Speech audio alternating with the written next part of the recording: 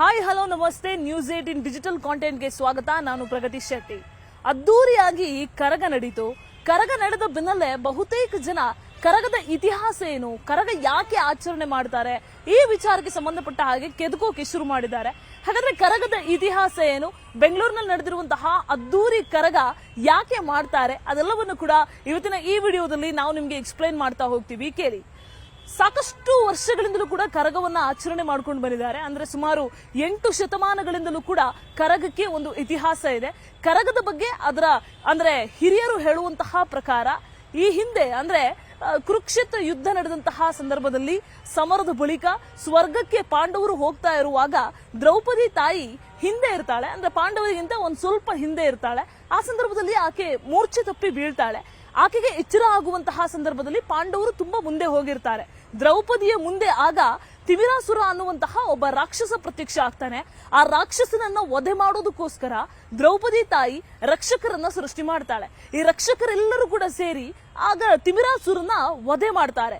ಆದಿಶಕ್ತಿ ಸ್ವರೂಪಿಣಿಯಾಗಿ ತಾಯಿ ತಿಮಿರಾಸುರನ್ನ ವಧೆ ಕೂಡ ಮಾಡ್ತಾರೆ. ಸೊ ಇದಾದ ಬಳಿಕ ತಾಯಿ ಸ್ವರ್ಗಕ್ಕೆ ಹೋಗುವಂತಹ ಸಂದರ್ಭದಲ್ಲಿ ಈ ರಕ್ಷಕರೆಲ್ಲರೂ ಕೂಡ ಅಳೋದಕ್ಕೆ ಶುರು ಮಾಡ್ತಾರೆ, ಬೇಡಿಕೊಳ್ತಾರೆ.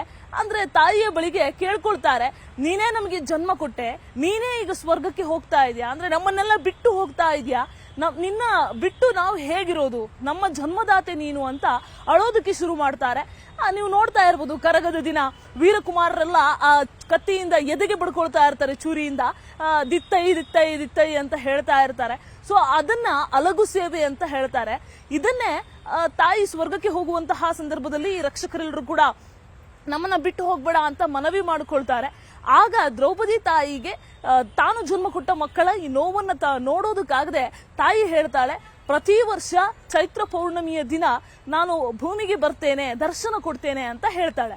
ಆ ತಾಯಿ ಬರುವಂತಹ 3 ದಿನವೇ ಈ ಕರಗದ ದಿನಗಳು ಅಂತ ಹೇಳ್ತಾರೆ. ಅಂದ್ರೆ ತಾಯಿ ಕೈಲಾಸದಿಂದ ಸ್ವರ್ಗದಿಂದ ಭೂಮಿಗೆ ಬರುವಂತಹ ದಿನವನ್ನ ಹಸಿ ಕರಗವಾಗಿ ಆಚರಣೆ ಮಾಡ್ತಾರೆ. ಅದಾದ್ಮೇಲೆ ತಾಯಿ ಬರುವಂತಹ ಸಂದರ್ಭದಲ್ಲಿ ಈ ಕೆಂಪಾಬದಿಯ ಕೆರೆ ಹತ್ತಿರ ಶಕ್ತಿಪೀಠ ಏನಿದೆ ಅಲ್ಲಿ ವಿಶೇಷವಾದಂತಹ ಧಾರ್ಮಿಕ ಆಚರಣೆಗಳಾಗುತ್ತೆ. ಆ ದಿವಸದ ರಾತ್ರಿ ಕೂಡ ಹಸಿ ಕರಗ ನಡೆಯುತ್ತೆ. ಅಂದ್ರೆ ಒಂದು ಸುತ್ತಿನ ಮೆರವಣಿಗೆ ಇರುತ್ತೆ. ಅಂದ್ರೆ ಕಾರ್ಪೊರೇಷನ್ ಹತ್ರ ಇರುವಂತಹ GBA ಆವರಣದಲ್ಲಿ ಇರುವಂತಹ 7 ಸುತ್ತಿನ ಕೋಟೆಯ ದೇವಸ್ಥಾನ ಏನಿದೆ ಇಲ್ಲಿ ಒಂದು ಸಲ ಮೆರವಣಿಗೆ ಬರುತ್ತೆ. ಇಲ್ಲಿಂದ ನೇರವಾಗಿ ಧರ್ಮರಾಯ ಸ್ವಾಮಿ ದೇವಸ್ಥಾನಕ್ಕೆ ಹೋಗುತ್ತೆ. ಆ ಹಸಿ ಕರಗವನ್ನು ಕೂಡ ಕಣ್ತುಂಬಿಕೊಳ್ಳೋದಕ್ಕೆ ಸಾವಿರಾರು ಜನ ಕಾತುರದಿಂದ ಕಾಯ್ತಾ ಇರ್ತಾರೆ. ಹಸಿ ಕರಗ ಆದ್ಮೇಲೆ ಮಾರನೇ ದಿನ ಪೊಂಗಲ್ ಸೇವೆ ಇರುತ್ತೆ. ಅದಾದ್ಮೇಲೆ ಕರಗ ಇರುತ್ತೆ. ಆ ಕರಗವನ್ನು ಕೂಡ ಅಂದ್ರೆ ಮೊನ್ನೆ ನಡೀತಲ್ಲ, ಆ ಕರಗವನ್ನು ನೋಡೋದಕ್ಕೂ ಕೂಡ ಲಕ್ಷಾಂತರ ಸಂಖ್ಯೆಯಲ್ಲಿ ಜನ ಭಾಗಿಯಾಗ್ತಾರೆ. ಈ ಸಲ ಕೂಡ ಸರಿಸುಮಾರು 15ರಿಂದ 20 ಲಕ್ಷ ಜನ ಬೆಂಗಳೂರಿನ ಕರಗವನ್ನ ಕಣ್ತುಂಬಿಕೊಳ್ಳೋದಕ್ಕೆ ಭಾಗಿಯಾಗಿದ್ರು. ವಿಶೇಷವಂತ ಹೇಳಿದ್ರೆ ಈ ಸಲ ಮೈಸೂರು ದಸರಾ ಮಾದರಿಯ ಲೈಟಿಂಗ್ಸ್ ಕೂಡ ಇತ್ತು. ಅದೆಲ್ಲವನ್ನ ಕೂಡ ಕಣ್ತುಂಬಿಕೊಳ್ಳೋದಕ್ಕೆ ಸಾಗರೋಪಾದಿಯಲ್ಲಿ ಜನ ಭಾಗಿಯಾಗಿದ್ರು.